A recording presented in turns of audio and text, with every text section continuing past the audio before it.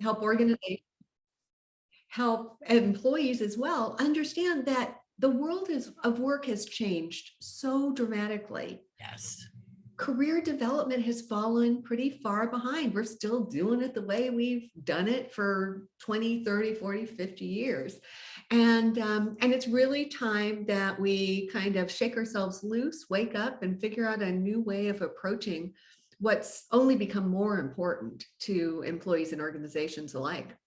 Yeah. In some ways, having the last 2 years of craziness has kind of been a good shakeup for organizations, because you really can no longer do what you always did, right? Right, So right. There's been this period of innovation. Organizations, it was inspiring to see organizations who had had entrenched ways of doing things for a long time pivot almost on a dime. The yeah, capacity is definitely there. And so it feels like we've changed business models, we've changed delivery systems, we've changed working schedule, we've changed so much. It feels like the soil has been properly tilled to plant some yes, new seeds and make some changes to career development as well. yeah. So it's an important topic. It's been, when I think career development in an organization, and you're probably going to laugh because this is sadly, I think professional development plan. I think of a PDP. What are your thoughts on that, Julie? Ay, ay, ay. How long do we have, Teresa? I knew this would hit home. I knew it would. It's really it's the difference to me between a plan and planning. For so long, we've organized ourselves around and created accountability systems that allow us to focus on the plan. Let's get it in writing. Let's document it. Let's put it in the system. And managers spend so much time and effort on the administrative tasks. They feel like once they hit the send button, my work here is done. Right. And that one and done, do it at the beginning of the year, tuck it away, and then wait until next year, this time to pull it out, dust it off, and kind of giggle at ourselves for how silly we were. It just doesn't cut it any longer. No. The long-term planning these days is 3 months. How could you put together a PDP or an IVP that's going to carry us through a year if there's not a constant thread of development dialogue going on? We risk disconnection with employees, and we risk their efforts ending up going off on tangents that aren't going to support them or the organization for that matter. Yeah. It has hurt my heart for a long time to watch organizations spend time and money preparing these development plans that very often aren't a value add. It's an exercise in completing a form. It's filed away when it could be meaningful. And I think that's what your book is doing, is it's bringing to life, how can we make this meaningful and not a form? So let's get into, you have this whole multi-dimensional career development framework that is comprehensive and thoughtful and long lasting. What is that all about? So over the last 10 or so years, as I've consulted and done keynotes and training, I've talked to people consistently about, what does career mean to you? How do you really want to grow? And then I've also looked at the landscape and determined what's actually possible in organizations today. And so over those years, the patterns kind of fell into place, and I created this multidimensional career framework. It's almost like, in my mind, career development is a light that until now we've been shining on the canvas of the org chart, the 1 and 2 dimensional ways that people can grow and develop through moves and that kind of thing. But in most organizations, that's not really very accessible or available. The number of promotions Right. is pretty limited as we've become flatter, as work gets done more organically and that sort of thing. But also even as the workforce has changed. I mean, employees, the average tenure is what, 4 years now? I think we're going to have 12 jobs over the course of our year. Yes. what does career even mean under those circumstances? So we've been looking at just the org chart, the two-dimensional, how do I move around the checkerboard equals career development. And this multidimensional career framework is almost like a prism that we throw that light through, and just like a prism, it refracts, it bends, and it puts something out on the other side that we can see in a way that we didn't see it before. And so we created the framework. I knew it was viable because it came right from, real people. But in my heart, I started to wonder, is it really going to be valuable to people? Like, yeah, they're saying this, but when it comes right down to it, would people value some of these other dimensions more than, say, a promotion? And so we did a validation study globally, about 750 people. And what we found was that actually all of these alternate dimensions were, in aggregate, were more important, more interesting to people than climbing the corporate ladder. And so what I thought I would do, if it's okay, I'm going to just share my screen real fast.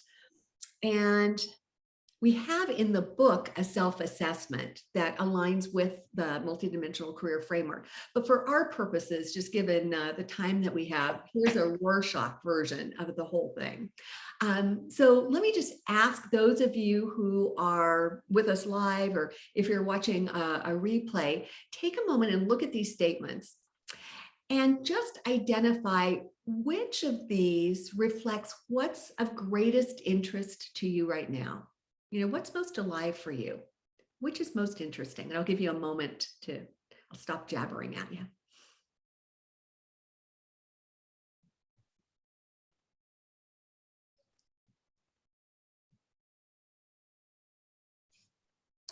And once you've done that, if you're comfortable with, being here live with us, if you're comfortable sharing that via chat, just pop the number in if you're interested in doing that. And let's see just a snapshot where we all are today as a group. Give you just a moment or so to do that. All right, I'm seeing a 1. Any other votes here? A 5, okay. All right, a 5. Anybody else want to? Oh, okay. So Stephanie, you're torn, and that's not uncommon, having several that bubble up, the 1, 2, 5. So what's interesting is, so we've got a kind of an interest around 1 and 5 in particular, with a little backup of 2. Let me share with you how that plays out really quickly with this multidimensional career framework, because each of the statements aligns with one of these alternate dimensions. And so those of you who felt like you were really gravitating toward 1, you have an interest in growing and expressing yourself through contribution. And this really just taps into our human need to make a difference, to step up, to be of service, to leave things better than when we got there, to live on purpose. And when we can do this in a way that drives development, when it's reciprocal, when an employee is contributing and giving more, but they're also getting more in terms of growth and learning and skills development, network development, that is powerful. That creates engagement and satisfaction and the retention so many organizations are looking for. And what's interesting is, in our research, contribution in aggregate was number 1. That was the most interesting of the dimensions. So from my standpoint, when I look at that, wow, I mean, what hopeful, helpful information for managers. Because so many of the managers I talk to are fearful about having these career conversations because they feel like they can't give people that one thing that they want, that promotion. And so sometimes they don't even have the conversations just to avoid, the angst altogether. What a great message that in aggregate, most people are really interested in contribution. And if you can craft a plan that helps them grow while they're giving, take something back while they're giving something back, that's really a powerful win-win scenario. The second most popular of the dimensions was competence. And I think a lot of that, and so Stephanie, you had mentioned number two, so that was high on your radar screen. Employees know the world is changing fast, and if they don't keep up, they're going to fall behind. And you're probably familiar, Teresa, with the research from the Institute for the Future of Work, where 85% of the jobs we're going to be doing in the year 2030 haven't been invented. Yep. It's Yep. It's crazy to think about it. it's mind blowing. I really cannot quite wrap my head around it. And yet, I think we all have a sense that things are just going to keep moving quicker. And if we're not consciously building our skills and abilities, if we're not looking around the corner, anticipating where things are going, we could become irrelevant really quickly. And so, competence is one of those things that we frequently think about when we think about career development.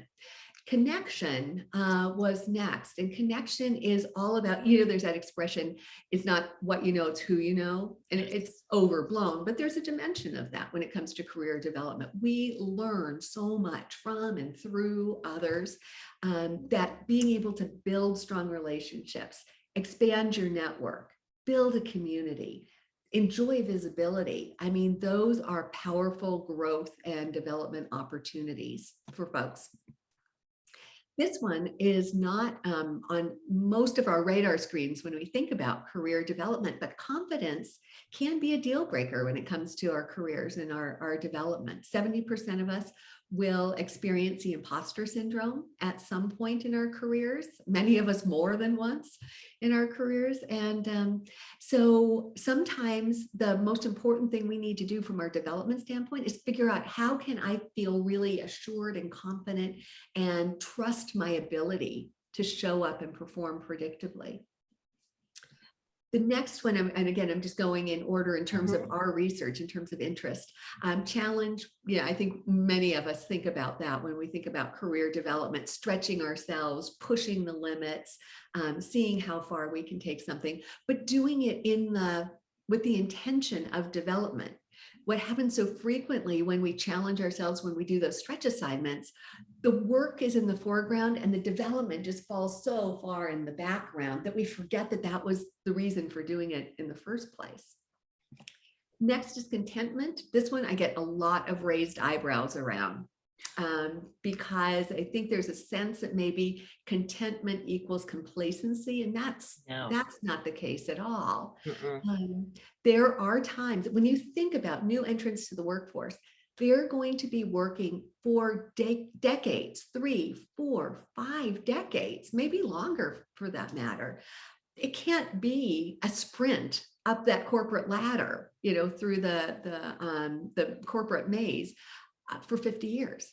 Right. There are times when the best step forward is a step back.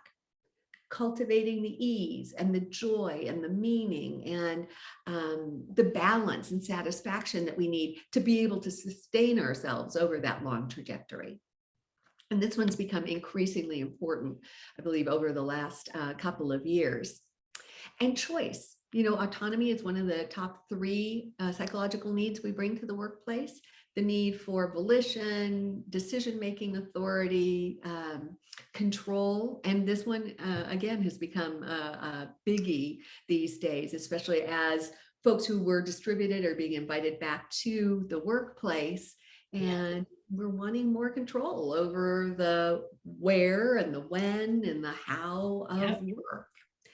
And there's a lot of growth and development to be had when we do grow the control and decision-making that others have.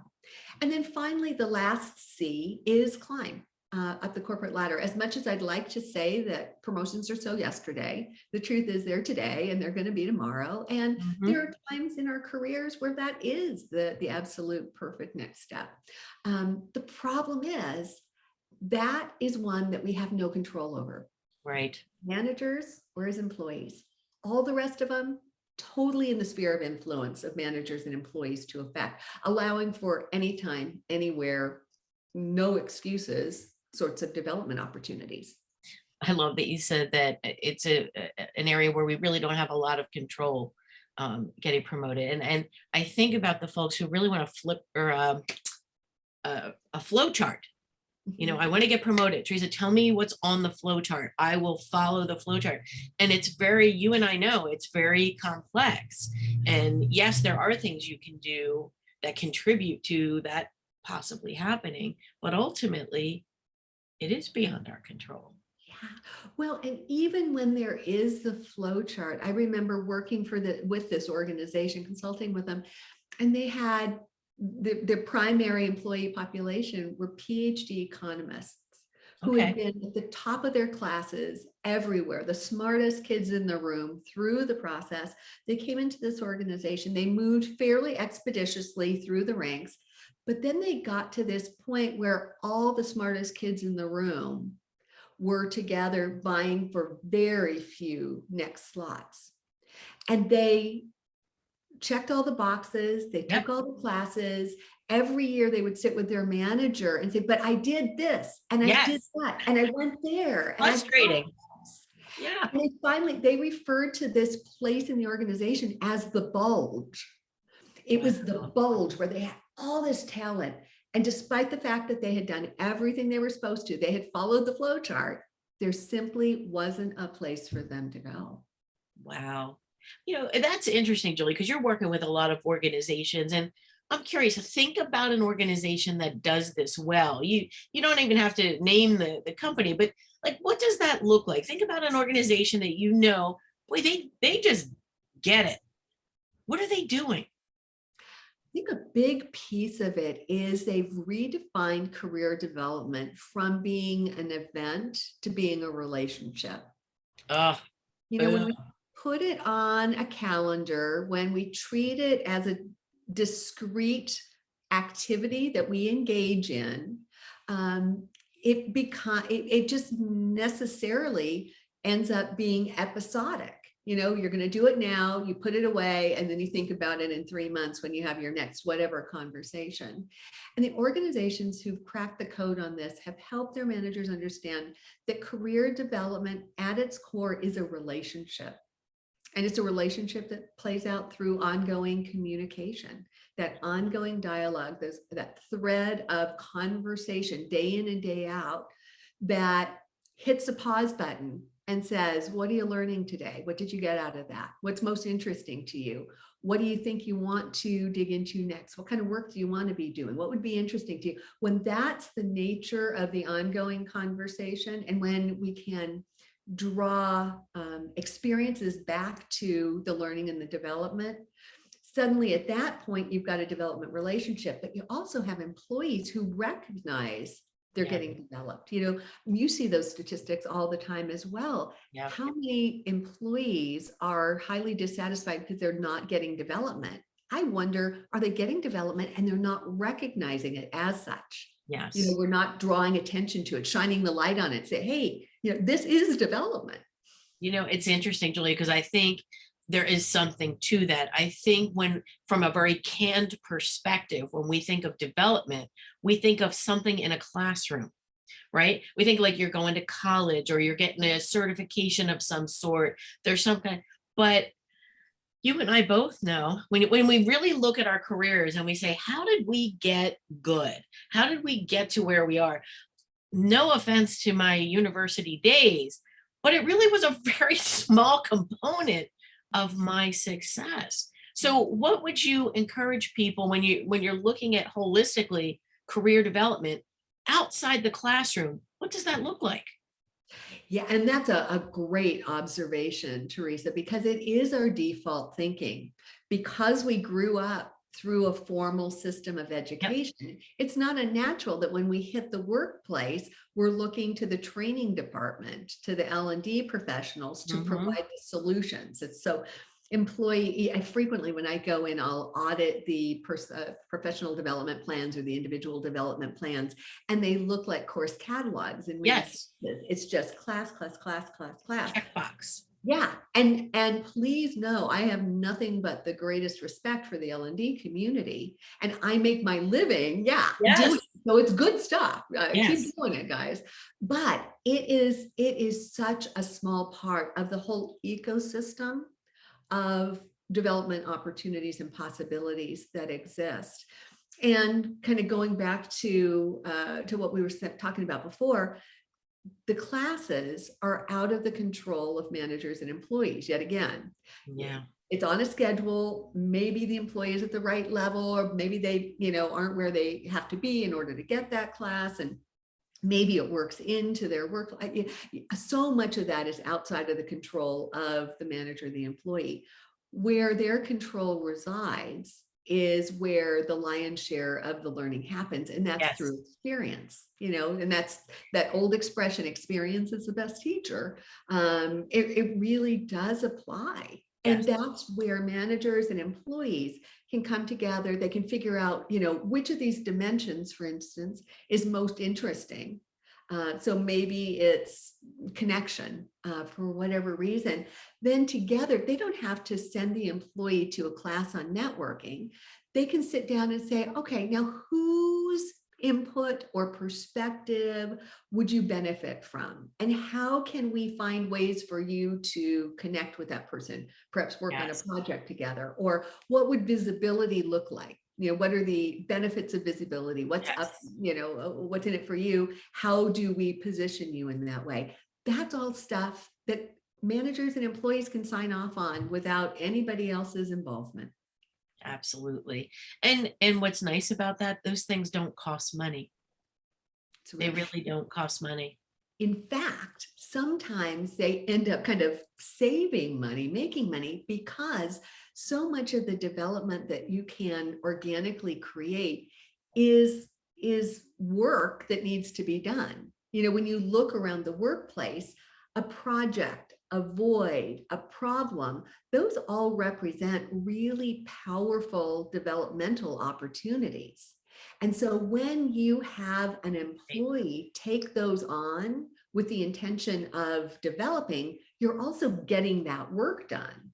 So there's something in it for managers to figure out, how can I get creative and use the work as the development vehicle? Yeah. And to me, that's where you really learn anyway. That's where you're building the experience and you're building relationships that will also come in handy along the way For as sure. well. Yeah. Yeah, this is not complex stuff, but here's something that I know people come to me with this frequently, and I'm sure you hear it too. This is, I hope it's not a surprise to everyone, but not all managers are good managers. I hate to say it, it pains me, but not all managers are good managers. So what do you say to the folks who are reporting to a manager where this is not on their radar? And despite giving them a book, it's still not on their radar. What advice do you have for those employees? Well, I guess first, just backing up for a minute, when you look at the managers who are struggling with something as fundamental, something as powerful as developing people, there's a disconnect between what that person's really passionate and interested in and the role they found themselves in. And so when I see someone like that, or if I were an employee reporting to someone like that, I would really see that as evidence of the problem that we have in organizations, Yes. where we just mindlessly, and I don't mean that in a rude way, but where we unthinkingly, that's a better way, Yes. where we unthinkingly just aspire to the next level because that's what we've always done. Yes. How many great technical performers, individual contributors move into management, and that's just not where they live. That's not where their heart is. That's not the kind of work that they want to do. And yet they find themselves there. And Right. so to me, that is just, if I were an employee looking at my manager, I would immediately start to make the connection that, what is my motivation when I start thinking about moving up? Yep. Is it the pay and the perks? Is it the illusion of greater freedom, which we know the further you go up, you got less You have control. less freedom for Yeah, sure. exactly. But there's an illusion that I'm going to be able to pick my own projects, and I'm going to be able to have more control over my schedule or something. So really analyzing our motivations for what's animating that interest in moving up is important. And the last couple of years have given people the time to do a little bit of that thinking. And we've seen folks leave the pay and the perks for Yes. something that's more purpose driven, and that kind of thing. So that was just a long prelude. No, but it's good. It's good. Your question was though, what about if you're reporting to a manager who's not good at this? So first, we own our careers. Nobody's going to care as much as we do, or our moms, and that's just the truth of it. So throughout our careers, whether you have a good manager or a bad manager, you got to own it for yourself and be in the driver's seat. Anybody else may be a passenger, they may be a navigator, giving more or less in the way of direction, but you're in the driver's seat. So that's the first thing. Second thing is, increasingly, I am really believing that our old picture of career development being this exclusive relationship between the manager and the employee, I think we need to break through that frame as well. Because as your premise states, some managers aren't good at it. Some sphere or what do you call it, of control. What's that word? I hate it when the words don't. Their ability to influence their. No, the number of people who report to you. Oh, okay. Blah, of control. Okay, it'll come to me. I hate it when the words just escape. I want to say sphere of control too, but that's not the right word. Yeah. But anyway, the number of people, span. That's why we wanted to say sphere.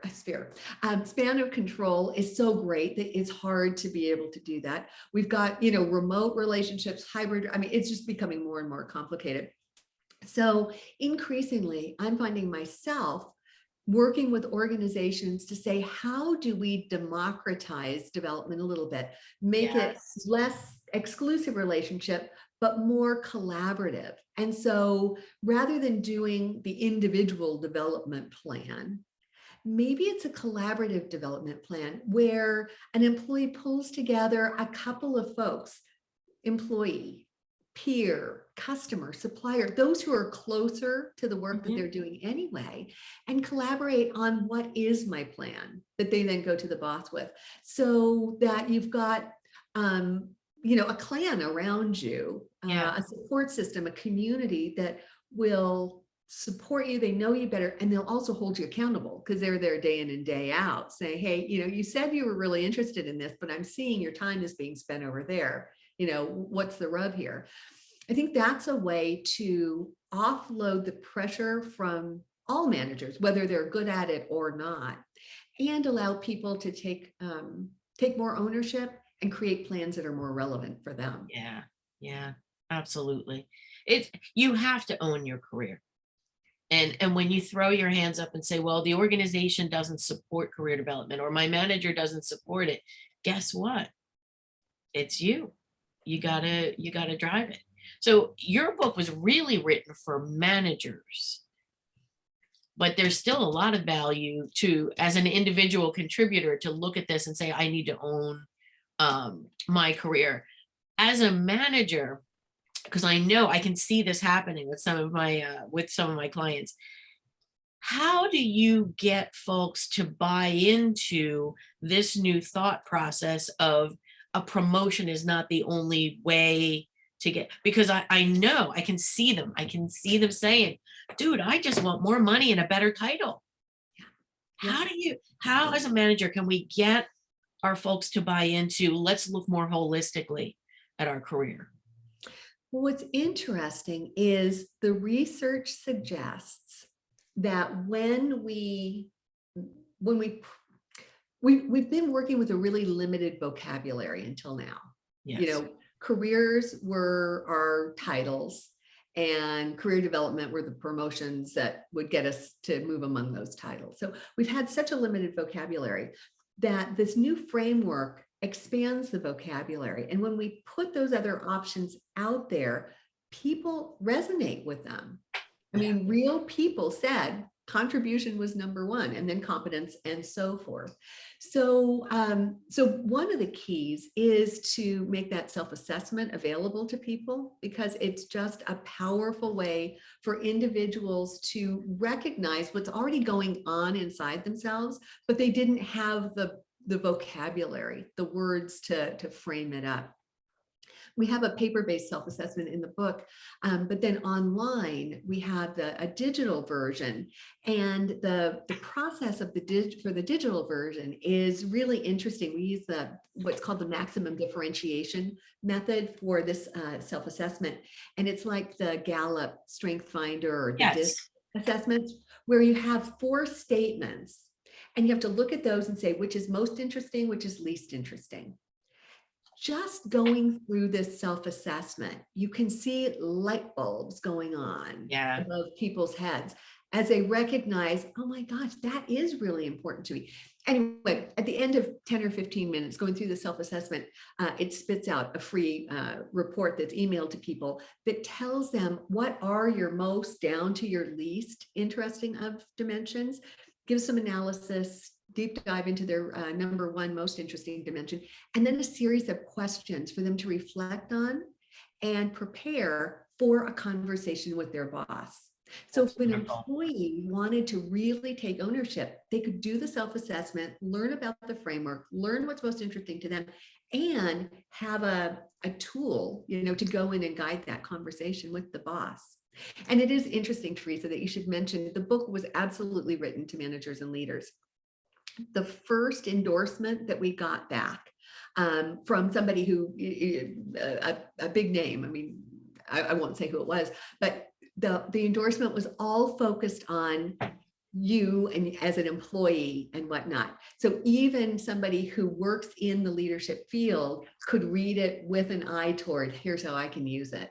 So it is kind of a workbook for managers because it's got different strategies and tools and templates and activities, but it could be equally well used by an individual contributor driving their own development. Yeah, just the self-assessment alone is really good food for thought.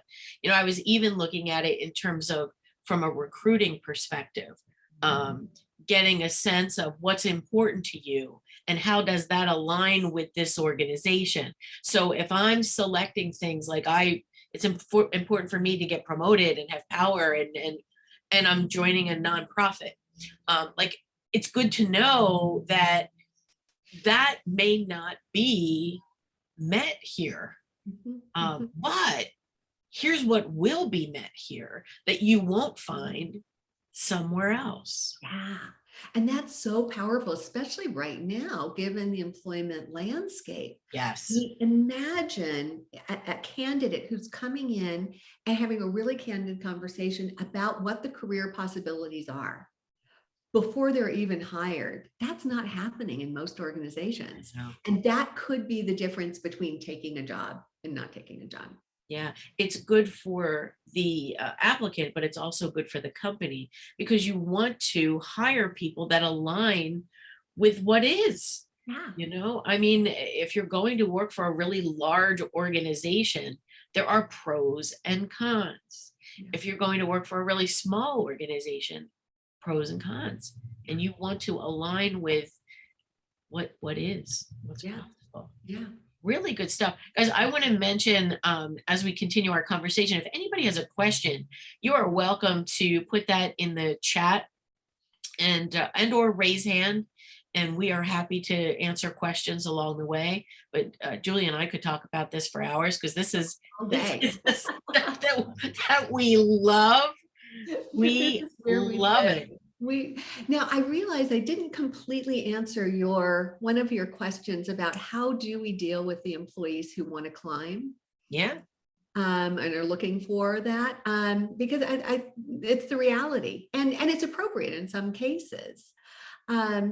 So from a manager's perspective, the key is to first understand what's animating the motivation. If they can understand. And frequently employees don't know. We've been conditioned from the time we were kids to just think that that's what you do. There are cultural pressures, family pressures. There's the pay and the perk stuff. But frequently when I will talk with someone who's aspiring to that next level, I'll ask, what is it about that role that you're really looking forward to doing most? Blank. Because they don't know. It's not the work. Yeah. That's not what they're going for. So if we can unpack that, there may be other ways to satisfy those motivations and let and not put people into that next role or into the frustration associated with pursuing that next role that might or might not be available.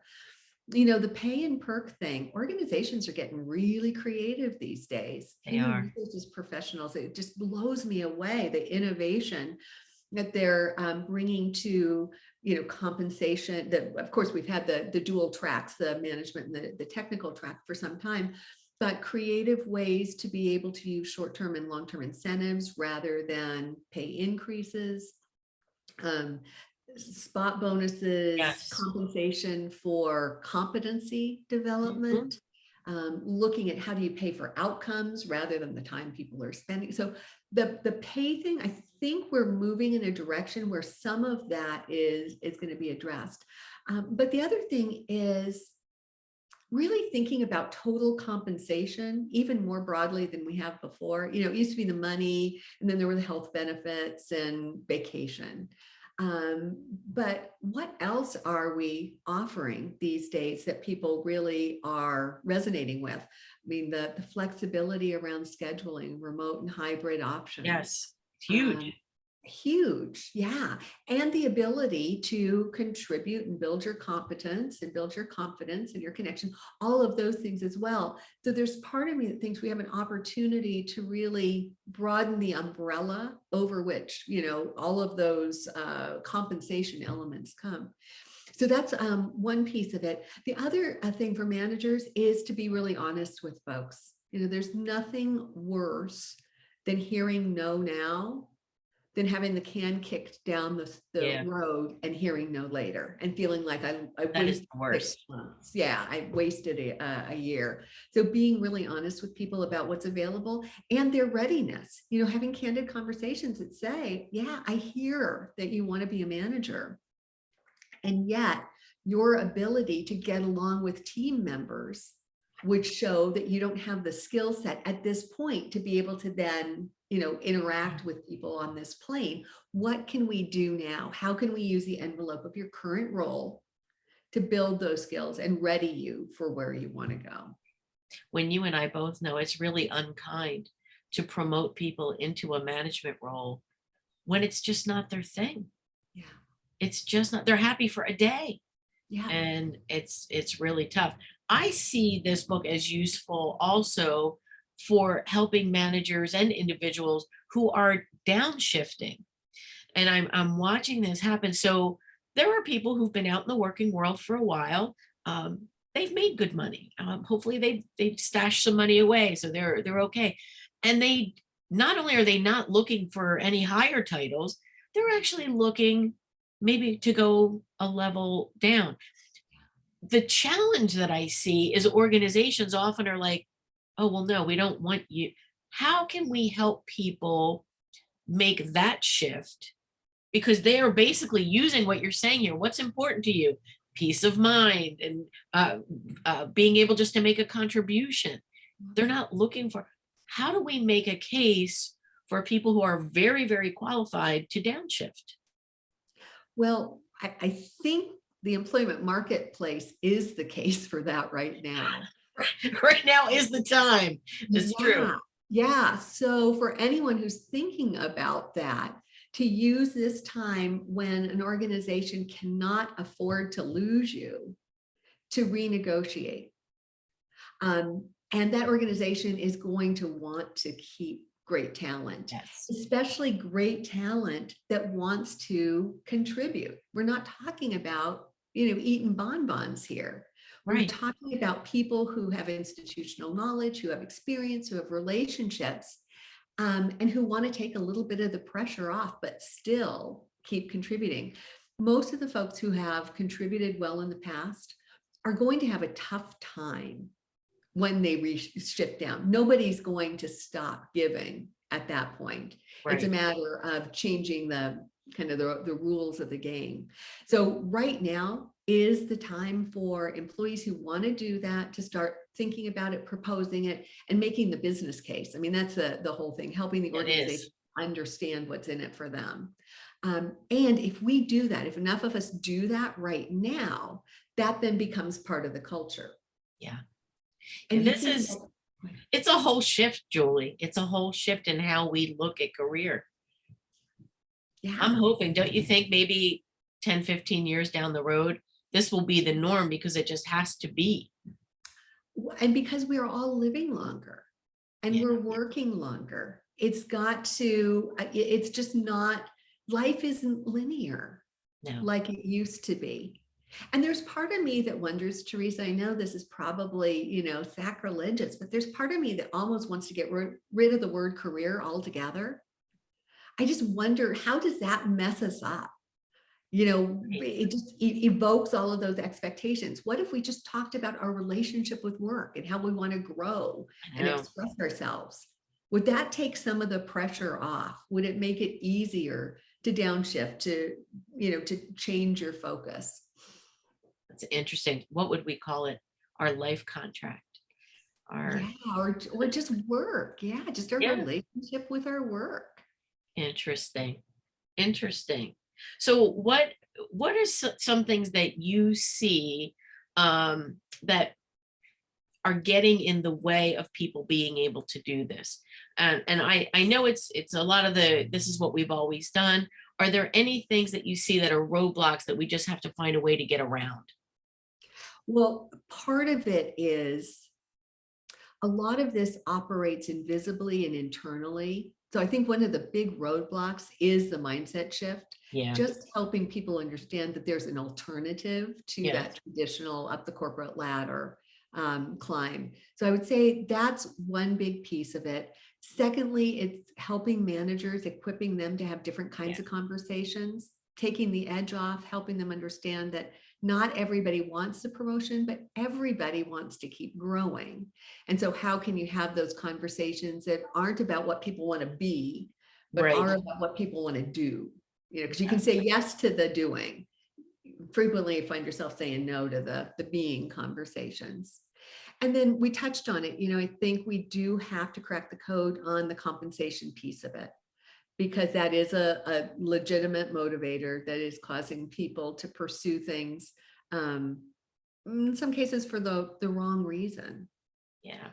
So if we can figure out how to compensate folks in a way that makes them feel valued without having to make that upward move, that would take a lot of the edge off the challenges that organizations see. I think that's going to be the hardest thing, Julie, because I'm looking, I see some organizations where 40 to 50% of their staff are in management or have a title of being in management.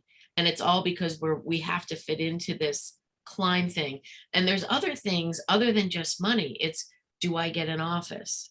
Do I not get an office? Not as much today, because some of us are Don't even want an office. working off campus. Like, yeah, we don't even, but that's still at play. Yes. That's still at play.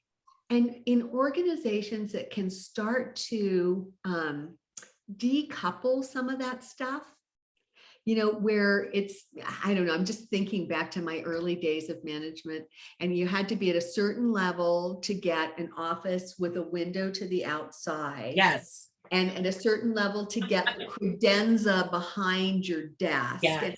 I mean, it was just so programmed as to, and a certain level to get to this training program or use the executive dining room.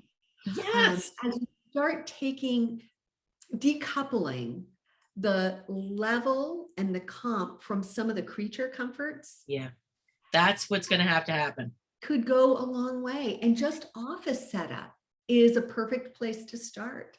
And I'm working with one organization that has totally flipped the script, and all of the outside offices are being given to the individual contributors who are there on a regular basis. The inside offices that are much less posh and shishy, are the executives are taking those because they're in and out. They don't need to have a view Right. that they don't see half the week.